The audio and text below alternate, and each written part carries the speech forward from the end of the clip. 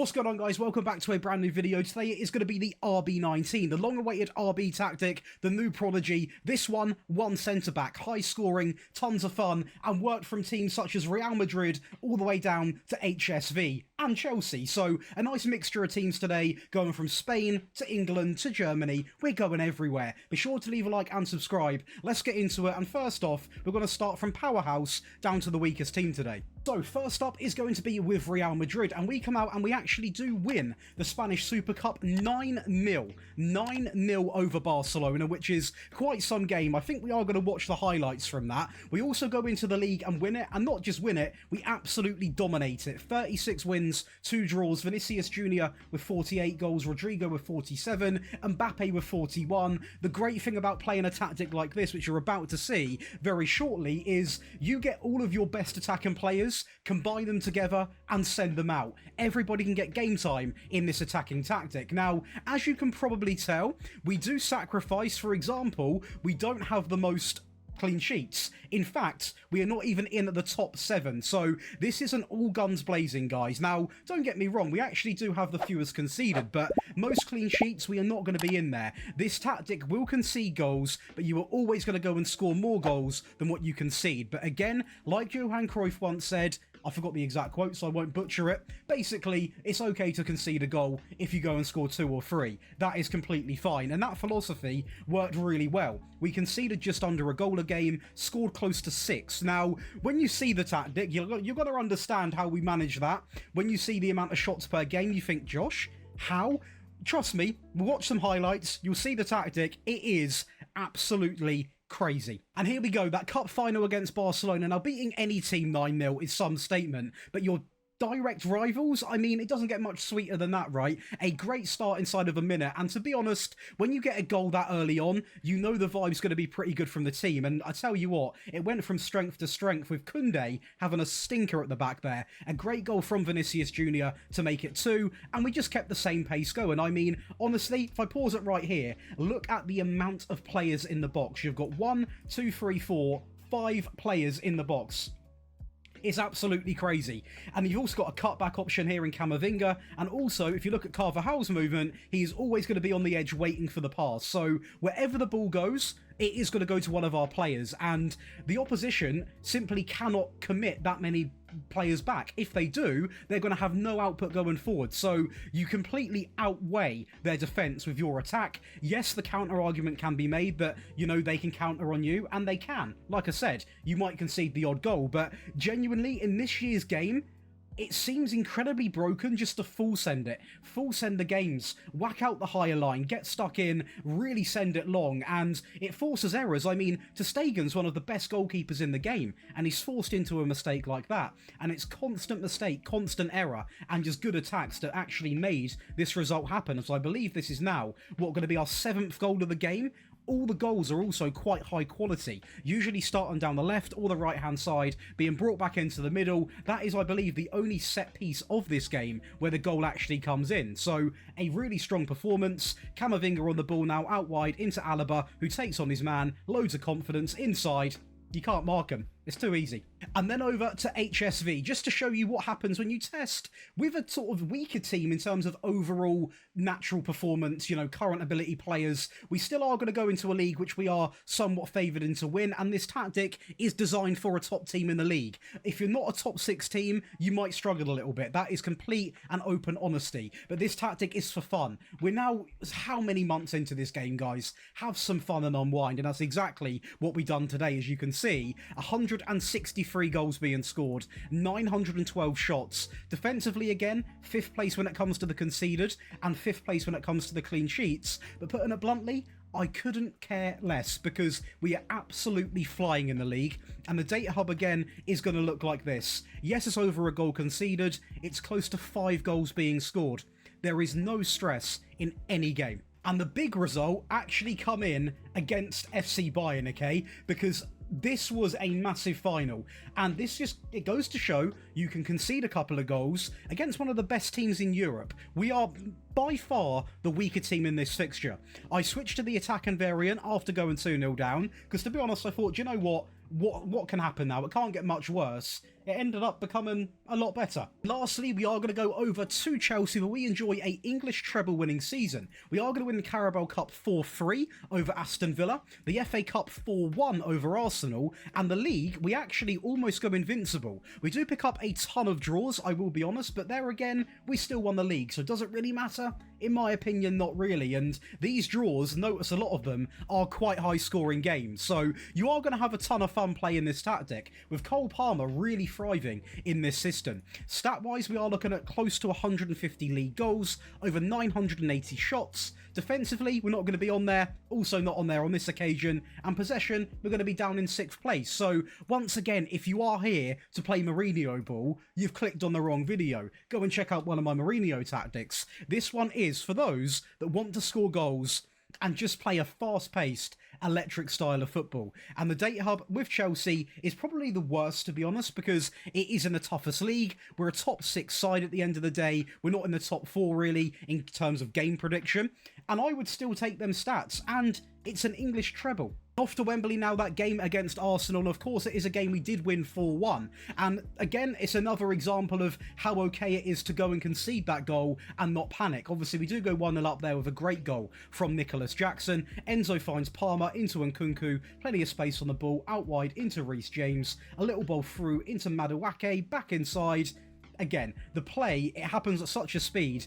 Even a team like Arsenal, who, banter aside, are a genuinely really good team, especially at the back, and they can't stop us. I mean, conceding 4 goals in a cup final is crazy work. Crazy work, considering they are also quite strong in this competition. The only goal they could offer was this goal here, which, don't get me wrong, was quite well crafted.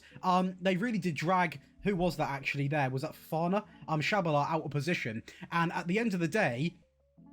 It's not perfection at the back. I'm not going to advertise it as it is, but when it comes to attack, it's perfection. Although, this one, bit of a gift. Now, over to your favourite part of the video, that is going to be the tactic breakdown. If you are enjoying, be sure to leave a like and subscribe. And as always, make sure you are coming on over to Daily Josh. It is the second channel. We put up a rebuild once every 2 days. That means you're subscribed to both channels. You get one video every single day. And if you're already a Patreon member, you're missing out on tons of perks. So make sure you go and look at that channel as well. But to make this tactic, all you want to do is create your own style. And simply, because there's no shape like it, let's just load in a 4-4-2 and we'll build it together, because it's a very weird formation that the game just will not have. Now, going up from balance, we are going to go all the way up to attacking, because this tactic might be many things, but one thing it's not afraid of doing is going to score goals. And we're going to construct this tactic bit by bit today, because it is quite out there. But as I said in the intro, it does feature one centre-back. Now, don't worry, because we are going to have 2 deeper players here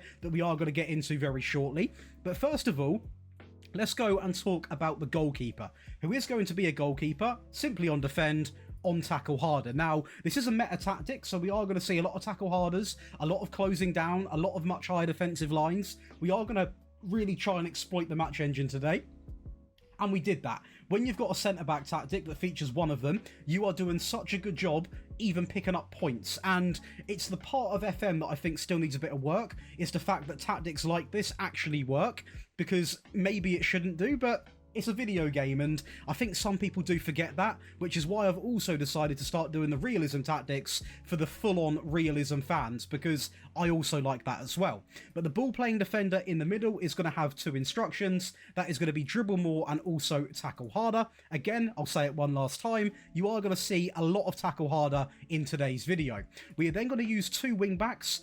Both of them are going to be set to attack. Again, really backing up the all-guns blazer mentality. Don't panic about conceding a goal. We're flying everybody forward. These players are going to be told to 1, take risks, 2, dribble more, cut inside with the ball, stay wide, and also tackle harder.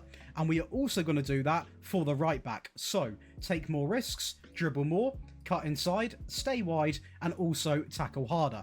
Now, very important, the wing-backs actually do have that stay wider instruction, because we need width across the back line, whatever you wish to call it. We are going to need some width across that back line. So vital, they are on stay wider. We are then going to operate with 2 half-backs, which is actually why this tactic does perform very well, especially the default version, because of course they are going to drop back. So actually, when defending, we have a back 5, because these drop back into centre-back roles, and they work really, really well. And both of them are going to have tackle harder. So this goes to show, don't always judge a tactic off the base tactic, what you see on the screen, because in the actual game, they are going to drop back. I do want to quickly say at this part of the video, if you are interested in getting all of these tactics today, and all of the tactics I've made this year, all of my rebuild files, console mobile tactics, early video access, ad-free viewing, big monthly giveaways, and so much more, you can come and check out the Patreon, where we are closing in on 6,000 members. Make sure you come and get involved, because that place is kicking off big time, and there's soon going to be a special little announcement on there, so make sure you join before that gets announced. We are then going to look to drag up these players, and again, this is where the tactic does start to become even wilder. I did promise you a crazy tactic, you're going to get a crazy tactic. So, the first thing we're going to do is actually drag a player down here, because this tactic does have one man up front, and we're going to talk about him in a second. First of all, we are going to use 2 inside forwards. On the right hand side, he is simply going to be set to attack, and on the left hand side, we are going to go and match that as well. Now, this tactic is about getting goals, but also having a lot of shots. It's a pretty much all guns blazing tactic, so shoot more often, sit narrow, alongside of tackle, and also mark position. So the right hand side will mark the D in brackets L, and the left hand side is going to mark the D in brackets R, and he also will have shoot more often, sit narrow, and also tackle harder. So really maximise what we're actually going to get out of these players. Through the middle, on the left hand side, we are going to use an AM on support, and he is simply going to have 3 instructions: roam, move into the channels, and also tackle harder.